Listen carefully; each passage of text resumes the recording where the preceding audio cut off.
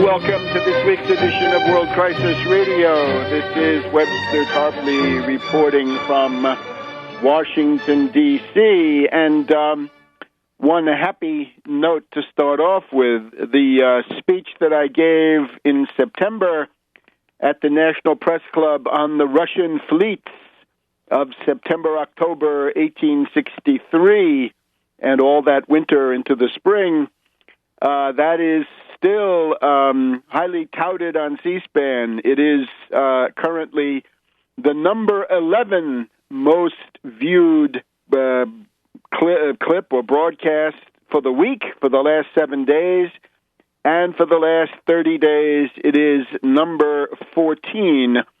So I urge you, if you haven't seen it, go to C-SPAN, and even if you have seen it, go to C-SPAN and refresh your memory a little bit about some of the key aspects of those Russian fleets. I have found in the meantime an essay by a guy who really should be considered the leading diplomatic historian working today from the University of Alabama, and he writes about the diplomacy of the American Civil War, and he manages to do the whole thing without mentioning Russia once.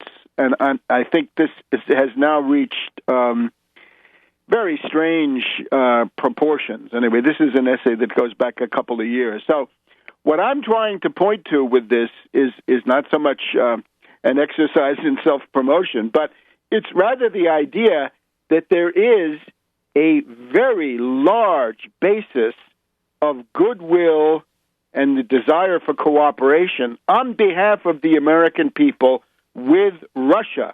And this is another area where the elite opinion, right, the degenerate, decadent, failed, bungling elites in Washington are completely out of touch with, I guess in this case it would be fair to say, American intellectuals, right, as shown on the interest in C-SPAN, are certainly much better disposed towards Russia than these rotten elites, right? What Susan Rice, Samantha Power, and these people think about Russia is very different from the average intellectual of goodwill. So take a look. It's called Russia's Participation in the American Civil War at C-SPAN, number 11 most watched this week, number 14 most watched this month. There's something that this has touched, right? There's a note of goodwill going back to World War II and going back indeed to these events, which some people, as we've heard, do remember.